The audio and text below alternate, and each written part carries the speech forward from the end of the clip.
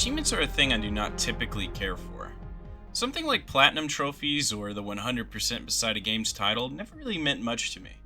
But something about DBD had me excited about hunting down every single achievement and finding out the best ways to tackle them. So when I really started grinding these achievements, because I only had 15 more to get, there were some achievements that I found that were absolutely brutal. I just recently completed all the alien achievements that just came out as well, so I'm right back to 100%. But as of this completion, I wanted to share some of the achievements that broke me along the way. So, let's go through and talk about the 5 hardest achievements in my humble opinion and the best way to go about getting them. Before we get into this, I do have to say some achievements are very well known as terribly hard are not in this list. So let's actually first consider some honorable mentions. First on our honorable mentions is Left 4 Dead. This barely didn't make the list, but yeah, this is such a rough achievement. You have to repair the last generator while still being the last alive and then exit through the exit gate. And I did all this in solo queue. So as you can imagine, the opportunities for this achievement were next to none. It also doesn't help that if the killer closes the hatch, all generators autocomplete, so you can't even get the achievement because you can't complete the last gen. For this, I just recommend running Sole Survivor and 99ing a gen and waiting for your teammate to die. Next on our honorable mentions is the new achievement, Disarm and Dismember. This achievement requires you to hit 50 survivors who are holding special items. 50. Now keep in mind, only 6 killers in the game can even give you special items. And if you are not playing one of those 6 killers, you better hope that the survivor is bringing flashbang. So the only 6 that can even give you special items in the first place are Nemesis, Sadako, Pinhead, Wesker, Singularity, and Alien. And Sadako did not count for this challenge, so I don't know if that's a bug or not, but it still leaves you with the other 5. Of the other 5, the only real options to get this achievement quickly is to use either Wesker or Singularity, as the others are just unreliable, and survivors will often not even be holding your items when you find them. So, if you want my opinion, the best way to get this achievement is to use Wesker with Bullhorn and just drop chase anytime you see a person use one of your sprays. That's the best way, and that's what I did, as you can see the footage in the background. That's actually exactly what I did to get this achievement. So, you're going to be throwing your games, but if you're going for achievements, that's nothing new.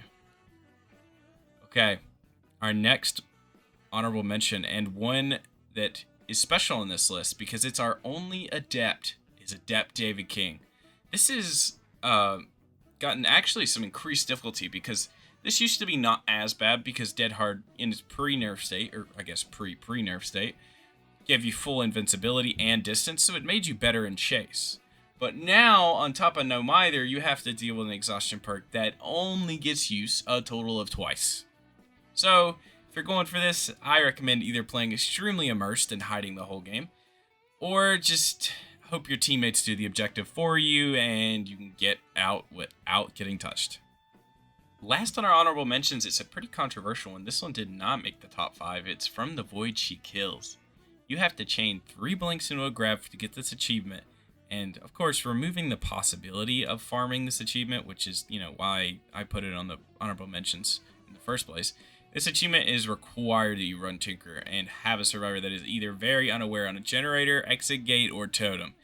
The only consistent way to get this achievement beforehand was camping a hook from a distance and then getting a grab when they try and get the unhook, but now you can no longer grab on hooks.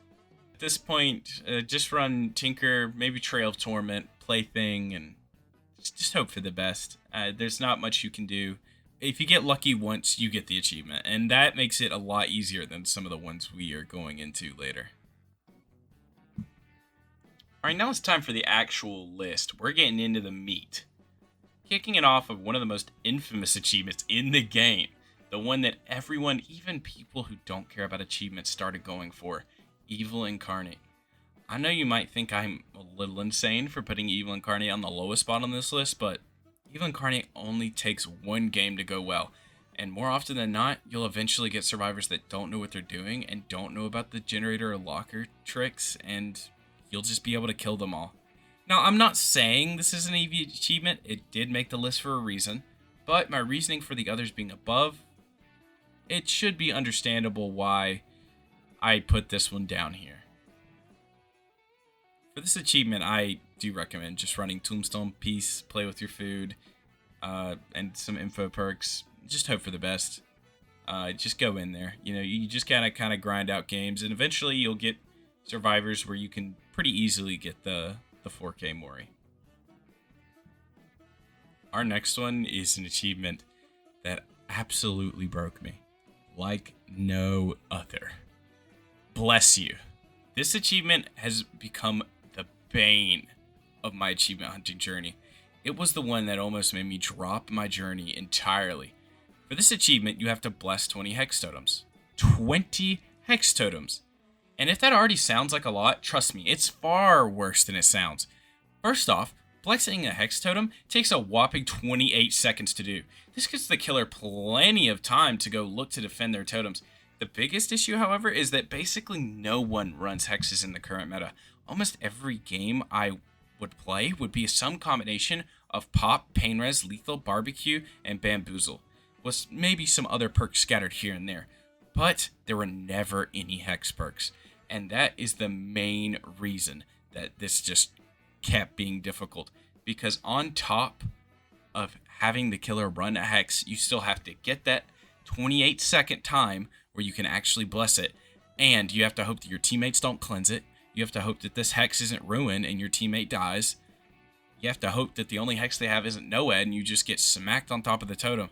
There is so many things that can go wrong here on Survivor with this challenge, and you just can't go a single game without running a boon. That's what I had to do. Every game I had to have a boon, just in case the killer had a hex. But I'll stop myself. This achievement absolutely broke me. Simple answer is, of course, run a boon every game and hope the killers decide to run hexes. It's, of course, simple answer. Super impossible in execution. It took me so long. Good luck. Okay, now we have another one that is also not talked about as much as some of the infamous achievements. We have taking one for the team. So this achievement is you have to take a protection hit for a person who just recently got unhooked. It's not too bad. You know, it's pretty simple. You just take a hit after you unhook. Maybe you have to do it in front of the killer. It's not a great play, but the catch, you have to do it 250 times. Okay, looking around the fact that the achievement outwardly encourages unhooking right in front of the killer and then taking a useless protection hit, it also requires you to do it 250 times. 250 is a lot, and more likely than not, it's going to require 250 unhooks from your part, and you'll get it shortly after the unhook, taking the hit right in front of the killer. So, oftentimes, if you're trying to get this achievement, run any kind of med kits, inner strength, and of course Metal of Man for protection hits. You're going to need to be healthy as often as you can and go for every hook and just hope that it counts, because oftentimes you try to take the hit, you get the protection hit score event, and it just doesn't decide to count it. So have fun going for this achievement, farming your teammates, and getting just an ounce of progress every time you throw away your teammates. Next one up is another infamous one. Skilled Huntress. This requires you to down survivors from 24 meters away 20 times. Or, if you're on PlayStation, the requirement is 100. So if you're on PlayStation, this is the hardest achievement by far. For everyone else, though, this achievement is just unbelievably annoying and requires you to either be good at Huntress in the first place, or just straight up get lucky 20 times.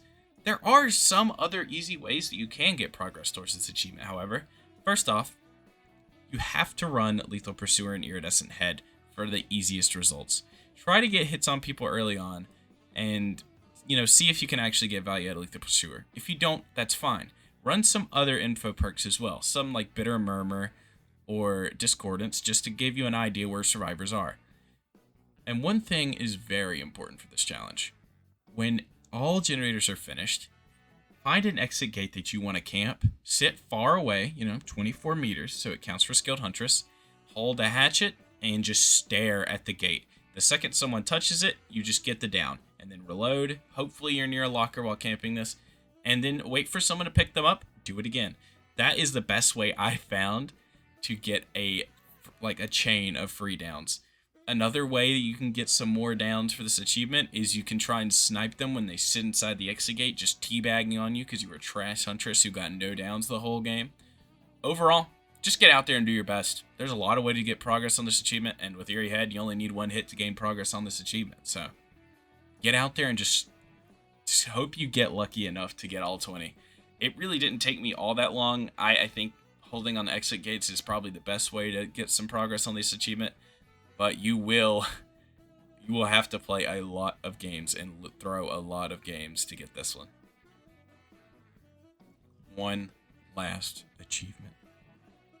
The one that has annoyed me and many others to such a high degree.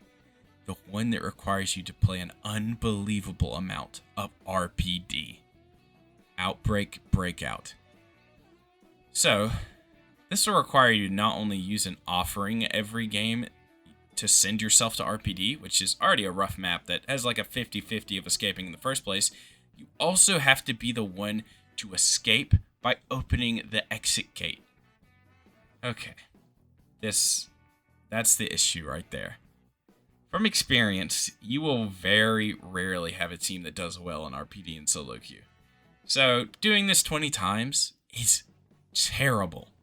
Your best bet is to give up on your teammates altogether, because even when your teammate finishes all the generators, they can still just steal the gates from you or just fully open gates in your face. So my recommendation is just running a classic Soul Survivor wake up and just kind of waiting for Killer to close the hatch and then open the gates.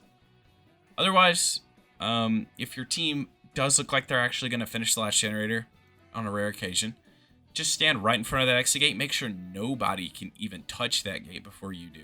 And just open that gate as soon as you can with wake up and get out of there. Do not be altruistic. Do not care about your team.